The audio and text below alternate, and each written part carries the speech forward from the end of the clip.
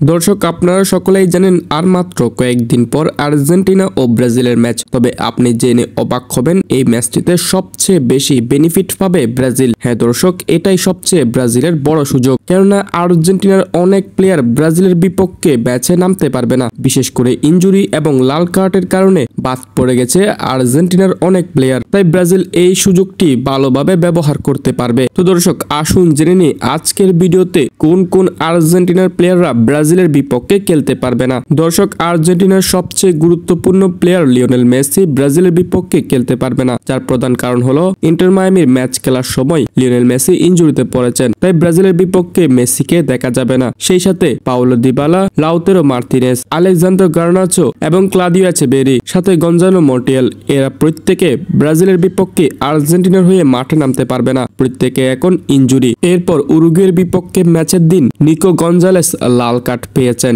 যার কারণে তিনি ব্রাজিলের বিপক্ষে মাঠে নামতে পারবেন না। দর্শক, বাস্তবিক অর্থে আর্জেন্টিনার বর্তমান সময়ে কোনো উইঙ্গার নেই, প্রত্যেক উইঙ্গার ইনজুরি। একজন ছিল, সেও এখন লাল কার্ডের কারণে মাঠে নামতে পারবে না। অর্থাৎ কোনো ভালো উইঙ্গার ছাড়াই আর্জেন্টিনা মাঠে নামবে ব্রাজিলের বিপক্ষে। তাই ব্রাজিলের কোচকে টেকনিক্যালি গেমটা খেলতে অনেক সহজ হয়ে যাবে। তবে বর্তমান সময়ে আর্জেন্টিনার স্ট্রাইক এবং মিডফিল্ড অনেক শক্তিশালী, তাই ব্রাজিলকে এই দিক দিয়েও বিবেচনা করতে হবে। শুধু উইঙ্গার দুর্বল বিদায় আর্জেন্টিনা কিন্তু হেলে পড়বে না, তাদের মিডফিল্ড এবং স্ট্রাইক দুইটাই কিন্তু শক্তিশালী। তবে কিছু ক্ষেত্রে ব্রাজিল এই ম্যাচের সুবিধা পাবে, কেননা ব্রাজিলের একজাক উইঙ্গার রয়েছে। তাই বল পজিশনটা অনেকাংশেই ব্রাজিল ধরে রাখতে পারবে। তবে ব্রাজিলের এখানেও রয়েছে কিছু একটা দুঃসংবাদ, কেননা ব্রাজিলেরও কয়েকজন প্লেয়ার বাদ পড়ে গেছেন, অর্থাৎ আর্জেন্টিনার বিপক্ষে তাদের দেখা যাবে না। তারা হলো গাব্রিয়েল ম্যাগালহাস, ব্রুনো গিমরাইস, গারসন ও এলিসন। তবে দর্শক, যাই হোক, বর্তমান সময়ে আর্জেন্টিনার অনেক প্লেয়ার বাদ, ইনজুরি কিংবা লাল কার্ড যেই কারণে হোক না কেন। তাই এই সুযোগটি সঠিকভাবে কাজে লাগাতে হবে